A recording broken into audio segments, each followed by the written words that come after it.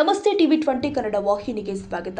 ಬೆಳಗಾವಿ ಜಿಲ್ಲೆಯ ಸವದತ್ತಿ ತಾಲೂಕಿನ ಮುನವಳ್ಳಿ ಪಟ್ಟಣದಲ್ಲಿ ಒಳಚರಂಡಿ ನೀರು ಯಾವುದೇ ಸಂಸ್ಕರಣೆ ಇಲ್ಲದೆ ನೇರವಾಗಿ ಜೀವನದಿ ಮಲಪ್ರಭಾ ನದಿಗೆ ಸೇರ್ತಾ ಇದೆ ಎಂಬ ಆರೋಪ ಕೇಳಿ ಬರ್ತಾ ಇದ್ದು, ನದಿ ಮಾಲಿನ್ಯಗೊಂಡಿರುವ ಬಗ್ಗೆ ಸಾರ್ವಜನಿಕರು ತೀವ್ರ ಆತಂಕ ವ್ಯಕ್ತಪಡಿಸಿದ್ದಾರೆ. ಸ್ಥಳೀಯರ ಪ್ರಕಾರ ಪಟ್ಟಣದ ಚರಂಡಿ ನೀರು ನೇರವಾಗಿ ನದಿಗೆ ಹರಿತಾ ಇರುವುದರಿಂದ ನದಿಯ ನೀರು ಕಲುಷಿತಗೊಂಡಿದ್ದು, ಪ್ಲಾಸ್ಟಿಕ್ ಹಾಗೂ ಇತರೆ ತ್ಯಾಜ್ಯ ವಸ್ತುಗಳ ರಾಶಿ ಕಂಡು ಬರ್ತಾ ಇದೆ. ಕೆಲವು ಭಾಗಗಳಲ್ಲಿ ನೀರು ಕಪ್ಪು ಬಣ್ಣಕ್ಕೆ ತಿರುಗಿದ್ದು ದುರ್ವಾಸನೆ ವ್ಯಾಪಿಸ್ತಾ ಇದೆ ಅಂತ ಆರೋಪಿಸಲಾಗಿದೆ.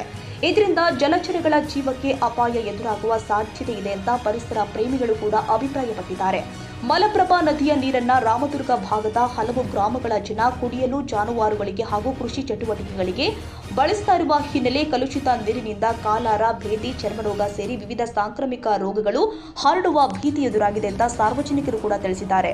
ಇನ್ನು ಸಂಬಂಧಪಟ್ಟ ಪುರಸಭೆ ಅಧಿಕಾರಿಗಳು, ಕರ್ನಾಟಕ ರಾಜ್ಯ ಮಾಲಿನ್ಯ ನಿಯಂತ್ರಣ ಮಂಡಳಿ ಹಾಗೂ ಜಿಲ್ಲಾಡಳಿತ ಕೂಡಲೇ ಸ್ಥಳ ಪರಿಶೀಲಿಸಿ ಚರಂಡಿ ನೀರು ನದಿಗೆ ಸೇರುವುದನ್ನು ತಡೆದು ನದಿ ಸ್ವಚ್ಛತೆಗೆ ಅಗತ್ಯ ಕ್ರಮ ಕೈಗೊಳ್ಳಬೇಕು ಅಂತ ಸ್ಥಳೀಯರು ಕೂಡ ಆಗ್ರಹ ಮಾಡಿದ್ದಾರೆ.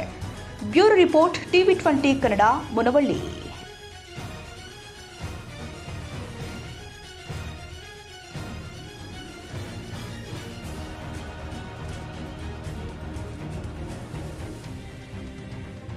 ಕನ್ನಡಿಗರ ಮೆಚ್ಚಿನ ನಿಮ್ಮ ಟಿವಿ 20 ಕನ್ನಡ ವಾಹಿನಿ ಇದೀಗ ಟಿವಿಯಲ್ಲಿ ಲಭ್ಯ. ಕರ್ನಾಟಕ ಮತ್ತು ದೇಶ ವಿದೇಶದ 360 ಡಿಗ್ರಿ ಸುದ್ದಿ ವಿವರವನ್ನ ಪಡೆಯುವುದಕ್ಕೆ ಟಿವಿ 20 ವಾಹಿನಿಯನ್ನು ಲೈಕ್ ಮಾಡಿ, ವಿಡಿಯೋಗಳನ್ನು ಶೇರ್ ಮಾಡಿ, ಕಮೆಂಟ್ ಮಾಡಿ, ಸಬ್ಸ್ಕ್ರೈಬ್ ಮಾಡಿ.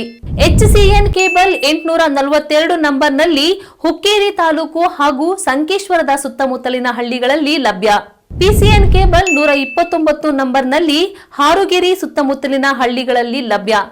ರಾಯಬಾಗ್ ಡಿಜಿಟಲ್ ಚಾನೆಲ್ ಕೇಬಲ್ 80ನೇ ನಂಬರ್ನಲ್ಲಿ ರಾಯಬಾಗ ತಾಲೂಕಿನ ಸುತ್ತಮುತ್ತಲಿನ ಹಳ್ಳಿಗಳಲ್ಲಿ ಲಭ್ಯ. UDCN ಕೇಬಲ್ ನೆಟ್ವರ್ಕ್ ಉಗಾರ ಸುತ್ತಮುತ್ತಲಿನ ಹಳ್ಳಿಗಳಲ್ಲಿ ನಿಮ್ಮ ಟಿವಿ 20 ಕನ್ನಡ ವಾಹಿನಿಯೂ ಲಭ್ಯ.